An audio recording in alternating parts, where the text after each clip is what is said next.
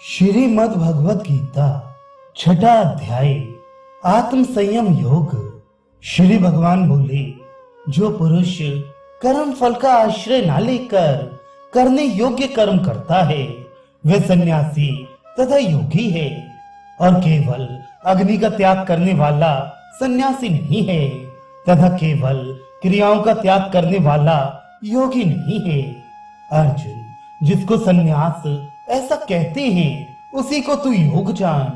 क्योंकि संकल्पों का त्याग न करने वाला कोई भी पुरुष योगी नहीं होता। समत्व बुद्धि रूप कर्म योग में आरूढ़ होने की इच्छा वाले मननशील पुरुष के लिए योग की प्राप्ति में निष्काम भाव से कर्म करना ही हेतु कहा जाता है, और योगारूढ़ हो जाने पर उस योगारूढ़ पुरुष के लिए सर्व संकल्पों का अभाव ही कल्याण में हेतु कहा जाता है। जिस काल में ना तो इंद्रियों के भोगों में और न कर्मों में ही आसक्त होता है, उस काल में सर्व संकल्पों का त्यागी पुरुष योगारूढ़ कहा जाता है। अपने द्वारा अपना संसार समुद्र से उद्धार करे और अपने को अधोगति में न डाले, क्योंकि यह मनुष्य आप ही तो अपना मित्र है और आप ही अपना शत्रु है। जिस जीवात्मा द्वारा मन और इंद्रियों सहित शरीर जीता हुआ है, उस जीवात्मा का तो वह आप ही मित्र है, और जिसके द्वारा मन तथा इंद्रियों सहित शरीर नहीं जीता गया है, उसके लिए वह आप ही शत्रु के सदृश शत्रुता में बरतता है। सर्दी गर्मी और सुख दुख आदि में तथा मान और अपमान में जिसके अंतःकरण की वृत्तियां भली भांति शांत है, ऐसी स्वाधीन आत्मा वाले पुरुष के ज्ञान में सच्चिदानंद घन परमात्मा सम्यक प्रकार से स्थित है। उसके ज्ञान में परमात्मा के सिवा अन्य कुछ है ही नहीं।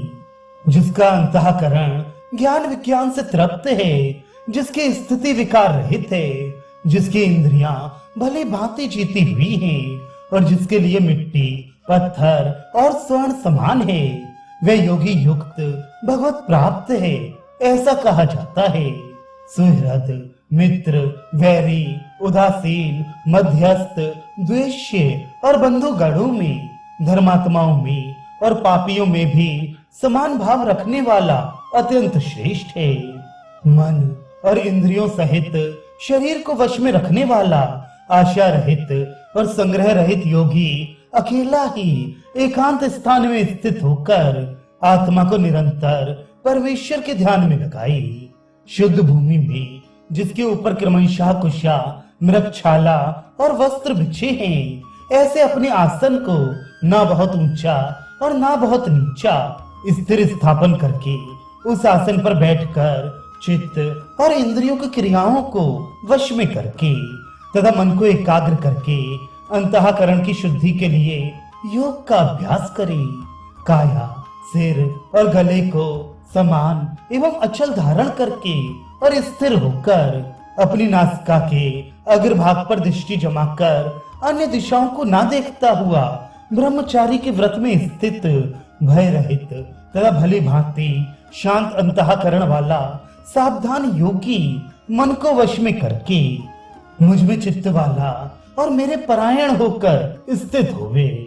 वश में किए हुए मन वाला योगी इस प्रकार आत्मा को निरंतर मुझ परमेश्वर के स्वरूप में लगाता हुआ मुझ में रहने वाली परमात्मा की पराकाष्ठा रूप शांति को प्राप्त होता है। अर्जुन, यह योग ना तो बहुत खाने वाले का, ना बिल्कुल न खाने वाले का, न बहुत शयन कराने के स्वभाव वाले का और न बहुत जागने वाले का ही सिद्ध होता है। दुखों का नाश करने वाला योग तो यथा योग्य आहार विहार करने वाले का, कर्मों में यथा योग्य चेष्टा करने वाले का और यथा योग्य सोने तथा जागने वाले का ही सिद्ध होता है। अत्यंत वश में किया हुआ चित्त जिस काल में परमात्मा में ही भली भांति स्थित हो जाता है, उस काल में संपूर्ण भोगों से इस प्रकार रहित पुरुष योग युक्त है, ऐसा कहा जाता है। जिस प्रकार वायु रहित स्थान में स्थित दीपक चलायमान नहीं होता, वैसे ही उपमा परमात्मा के ध्यान में लगे हुए योगी के जीते हुए चित्त की कही गई है। योग के अभ्यास से निरुद्ध चित्त जिस अवस्था में उपराम हो जाता है और जिस अवस्था में परमात्मा के ध्यान से शुद्ध हुई सूक्ष्म बुद्धि द्वारा परमात्मा को साक्षात करता हुआ सच्चिदानंद घन परमात्मा में ही संतुष्ट रहता है। इंद्रियों से अतीत केवल शुद्ध हुई सूक्ष्म बुद्धि द्वारा ग्रहण करने योग्य जो अत्यंत आनंद है, उसको जिस अवस्था में अनुभव करता है और जिस अवस्था में स्थित यह योगी परमात्मा के स्वरूप से विचलित होता ही नहीं, परमात्मा की प्राप्ति रूप जिस लाभ को प्राप्त होकर उससे अधिक दूसरा कुछ भी लाभ नहीं मांगता, और परमात्मा प्राप्ति रूप जिस अवस्था में स्थित योगी बड़े भारी दुख से भी चलायमान नहीं होता,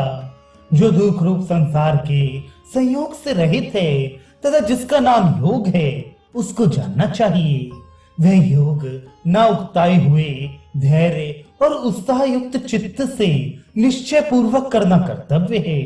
संकल्प से उत्पन्न होने वाली संपूर्ण कामनाओं को निशेष रूप से त्याग के और मन के द्वारा इंद्रिय के समुदाय को सभी ओर से भली भांति रोक कर क्रम क्रम से अभ्यास करता हुआ उपरामता को प्राप्त हो तथा धैर्य युक्त बुद्धि के द्वारा मन को परमात्मा में स्थित करके परमात्मा के सिवा और कुछ भी चिंतन ना करे।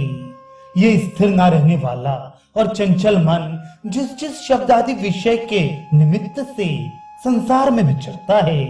उस विषय से रोककर इसे बार बार परमात्मा में ही निरुद्ध करे, क्योंकि जिसका मन भले प्रकार शांत है, जो पाप से रहित है और जिसका रजोगुण शांत हो गया है, ऐसी इस सच्चिदानंद घन ब्रह्म के साथ एक ही भाव हुए योगी को उत्तम आनंद प्राप्त होता है। वह पाप रहित योगी इस प्रकार निरंतर आत्मा को परमात्मा में लगाता हुआ सुखपूर्वक पर ब्रह्म परमात्मा की प्राप्ति रूप अनंत आनंद को अनुभव करता है। सर्वव्यापी अनंत चेतन में एक ही भाव से स्थित रूप योग से युक्त आत्मा वाला तथा सब में समभाव से देखने वाला योगी आत्मा को संपूर्ण भूतों में और संपूर्ण भूतों को आत्मा में देखता है। जो पुरुष संपूर्ण भूतों में सबके आत्म रूप मुझ वासुदेव को ही व्यापक देखता है और संपूर्ण भूतों को मुझ वासुदेव के अंतर्गत देखता है, उसके लिए मैं अदृश्य नहीं होता और वह मेरे लिए अदृश्य नहीं होता। जो पुरुष एक ही भाव में स्थित होकर संपूर्ण भूतों में आत्म रूप से स्थित मुझ सच्चिदानंद घन वासुदेव को बचता है, वह योगी सब प्रकार से बरतता हुआ भी मुझ में ही बरतता है। अर्जुन, जो योगी अपनी भांति संपूर्ण भूतों में सम देखता है और सुख अथवा दुख को भी सब में सम देखता है, वह योगी परम श्रेष्ठ माना गया है। अर्जुन बोले, मधुसूदन, जो ये योग आपने समत्व भाव से कहा है, मन के चंचल होने से मैं इसकी नित्य स्थिति को नहीं देखता हूँ, क्योंकि श्री कृष्ण यह मन बड़ा चंचल प्रमथन स्वभाव वाला बड़ा दृढ़ और बलवान है, इसलिए उसका वश में करना मैं वायु के रोकने की भांति अत्यंत दुष्कर मानता हूँ। श्री भगवान बोले, महाबाहो, निसंदेह मन चंचल और कठिनता से वश में होने वाला है, परंतु कुंती पुत्र अर्जुन यह अभ्यास और वैराग्य से वश में होता है। जिसका मन वश में किया हुआ नहीं है, ऐसे पुरुष द्वारा योग दुष्प्राप्य है, और वश में किए हुए मन वाले प्रयत्नशील पुरुष द्वारा साधन करने से उसका प्राप्त होना सहज है। यह मेरा मत है। अर्जुन बोले, श्री कृष्ण, जो योग में श्रद्धा रखने वाला है किंतु संयमी नहीं है, इस कारण जिसका मन अंत काल में योग से विचलित हो गया है, ऐसा साधक योग की सिद्धि को ना प्राप्त होकर किस गति को प्राप्त होता है। महाबाहु, क्या वह भगवत प्राप्ति के मार्ग में मोहित और आश्रय रहित पुरुष छिन्न भिन्न बादल की भांति दोनों ओर से भ्रष्ट होकर नष्ट तो नहीं हो जाता। श्री कृष्ण, मेरे इस संशय को संपूर्ण रूप से छेदन करने के लिए आप ही योग्य हैं, क्योंकि आपके सिवा दूसरा इस संशय का छेदन करने वाला मिलना संभव नहीं है। श्री भगवान बोले, पार्थ, उस पुरुष का ना तो इस लोक में नाश होता है और ना परलोकों में ही, क्योंकि प्यारे, आत्मोद्धार के लिए कर्म करने वाला कोई भी मनुष्य दुर्गति को प्राप्त नहीं होता। योग भ्रष्ट पुरुष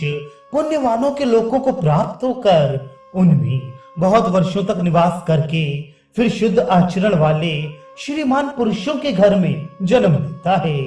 अथवा वैराग्यवान पुरुष उन लोकों में ना जाकर ज्ञानवान योगियों के ही कुल में जन्म लेता है। परंतु इस प्रकार का जो ये जन्म है सो संसार में निसंदेह अत्यंत दुर्लभ है। वहां उस पहले शरीर में संग्रह किए हुए बुद्धि संयोग को, समक्त बुद्धि योग के संस्कारों को अनायास ही प्राप्त हो जाता है और गुरु नंदन उसके प्रभाव से वह फिर परमात्मा की प्राप्ति रूप सिद्धि के लिए पहले से भी बढ़कर प्रयत्न करता है। वह श्रीमानों के घर में जन्म लेने वाला योग भ्रष्ट पराधीन हुआ भी उस पहले के अभ्यास से ही निसंदेह भगवान की ओर आकर्षित किया जाता है, तथा समत्व बुद्धि रूप योग का जिज्ञासु भी वेद में कहे हुए सकाम कर्मों के फल को उल्लंघन कर जाता है। परंतु प्रयत्न पूर्वक अभ्यास करने वाला योगी तो पिछले अनेक जन्मों के संस्कार बल से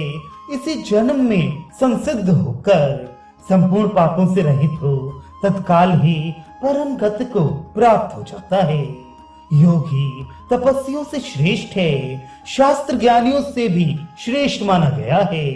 और सकाम कर्म करने वालों से भी योगी श्रेष्ठ है। इससे अर्जुन, तू योगी हो। संपूर्ण योगियों में भी जो श्रद्धावान योगी मुझ में लगे हुए अंतरात्मा से मुझको निरंतर भजता है, वह योगी मुझे परम श्रेष्ठ मान्य है।